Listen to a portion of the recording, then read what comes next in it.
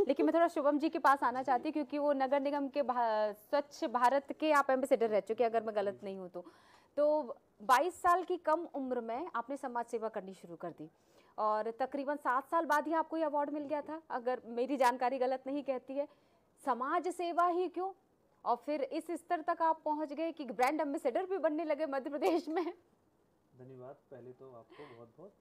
और जब हम कॉलेज में आए तो वहाँ पर हमने दीवार पर लिखा पढ़ा कि देश हमें देता है सब कुछ, हाँ। हम भी तो कुछ देना सीखें।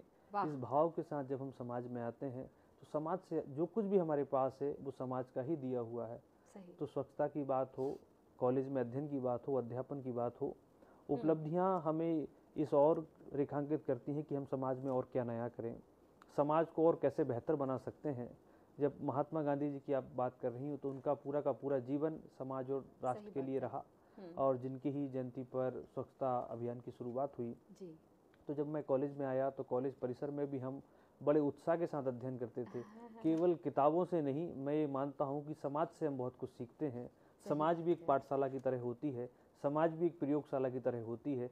जब हम इस भाव के साथ अध्ययन और अध्यापन करते हैं तो बहुत कुछ देखते हैं, और तब देखते हुए काम करते हुए आगे बढ़ते हैं तो उसी कॉलेज के प्रांगण में ये भी नज़र आता है कि पाउच पन्नी पॉलीथीन प्रकृति के दुश्मन तीन, वृक्ष धरा के भूषण हैं, करते दूर प्रदूषण है। उस चौपाल में बैठते हैं, लोगों से चर्चा करते हैं।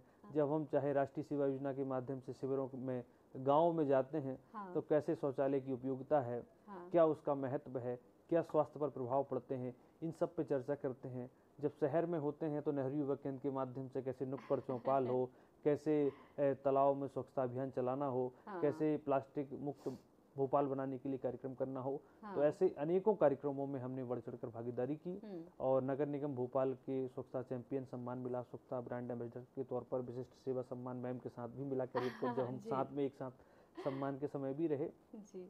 तो ऐसे अनेकों कार्य जो हमारे लिए छोटे छोटे कार्य हैं, लेकिन अपने देश को, प्रदेश को और राजधानी को स्वच्छ बनाने में बहुत महत्वपूर्ण भूमिका निभाते हैं, उन सब गतिविधियों में जुड़े रहे।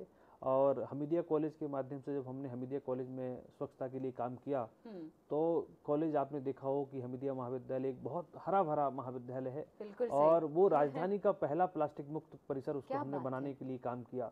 और उसी के साथ में आप देखेंगे कि छोटा तालाब जो लगा हुआ हमारे राजधानी की झील, हम कहते हैं कि भोपाल झील और सैल शिखरों की नगरी है, तो छोटे तालाब को हमने स्वच्छ बनाने के लिए, जहाँ पर बड़ी संख्या में धार्मिक बंधु भी आते हैं, तो वहाँ पर हमने स्वच्छताल स्वच्छ भोपाल अभियान चलाया।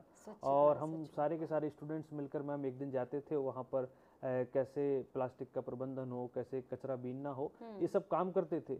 और ये काम और केवल माननीय प्रधानमंत्री जी की प्रेरणा से होते थे।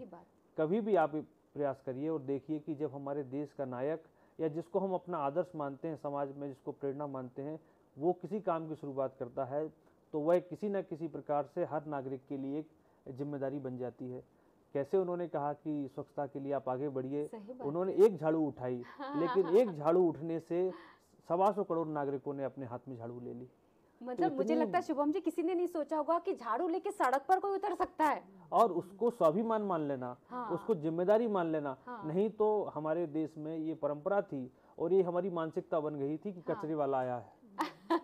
इतनी लंबी प्रक्रिया के बाद में और जन भागीदारी का ही परिणाम है कि आज हम ये कहते हैं कि सफाई वाला आया है। शब्द का अंतर है लेकिन पूरा का पूरा भाव बदल जाता है।